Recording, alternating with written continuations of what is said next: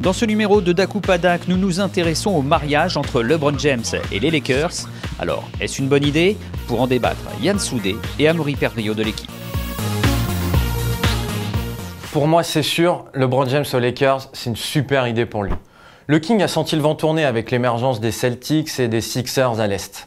À LA, il aura beaucoup moins de pression sur les épaules. Le plus gros coup de LeBron James en venant à Los Angeles, c'est de s'être rapproché d'Hollywood, où il a une carrière après basket toute tracée. Du coup, côté terrain, c'est un sacré pas en arrière. Il quitte une franchise avec laquelle il a disputé les 4 dernières finales, et il en rejoint une autre avec un projet sans garantie. Personne ne va lui demander de gagner le titre dès cette saison. Mais s'il a signé ici pour 4 ans, c'est qu'il croit au potentiel de cette équipe. Moi, personnellement, il y a une chose que je n'oublierai jamais, c'est qu'il vient encore une fois de laisser Cleveland sur le carreau. Les fans ne lui pardonneront jamais. C'est un coup dur pour sa cote de popularité. Avec Lonzo Ball, Kyle Kuzma et Brandon Ingram, les Lakers tiennent 3 All-Stars potentiels. Et ils ont assez de marge de manœuvre pour recruter une autre superstar l'été prochain. Croyez-moi, 2018 n'est qu'un avant-goût de ce qui va se passer. Du point de vue des Lakers, je suis capable de comprendre que c'était forcément une bonne idée que de faire venir LeBron James. Mais est-ce que quelqu'un peut venir me garantir qu'il va s'investir dans ce projet sur les 4 prochaines saisons et qu'il sera peut-être prêt à laisser la main dans 2 ou 3 ans s'il se sent moins bien et qu'il faut laisser la place aux autres stars? Il faudrait être tordu pour refuser LeBron James. On parle du meilleur joueur du monde, peut-être même du meilleur joueur de tous les temps. LeBron, c'est un extraterrestre et surtout un joueur qui sait comment gagner, une habitude qu'ont perdu les Lakers ces dernières années.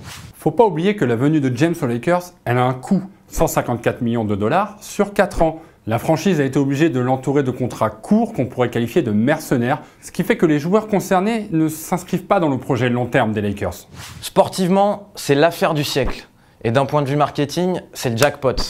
Suffit de voir la demande de billets pour les matchs des Lakers, plus 427% par rapport à la saison dernière. La reconstruction, c'est un process, à l'image de ce qu'ont fait les Sixers sur les dernières années. Los Angeles a sauté les étapes et parfois ça se paye cher. Faut pas oublier que les Lakers sont encore en reconstruction. Les objectifs auraient peut-être été différents avec Paul George ou Kawhi Leonard en plus, mais aujourd'hui, la priorité pour LeBron, c'est de ramener les Lakers en play-off, rien de plus. On vient souvent nous dire que si les Lakers se qualifient pour les playoffs, c'est mission accomplie pour la saison. Ça me paraît totalement surréaliste de pouvoir accepter ça avec LeBron James dans son équipe.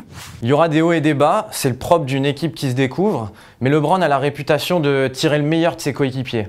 Et les Lakers ne pouvaient pas rêver mieux pour guider leurs jeunes vers le sommet. Le but ultime en NBA, c'est de remporter un titre, il me semble. Est-ce que les Lakers vont être capables de le faire dans les 4 prochaines années? J'ai du mal à y croire. LeBron chez les Lakers, en fait, c'est une histoire qui fait rêver, mais c'est un peu trop tôt pour assurer que c'est un pari qui fait gagner. LeBron et les Lakers, c'est le match parfait. Et je suis sûr qu'ils gagneront un titre dans les 4 ans.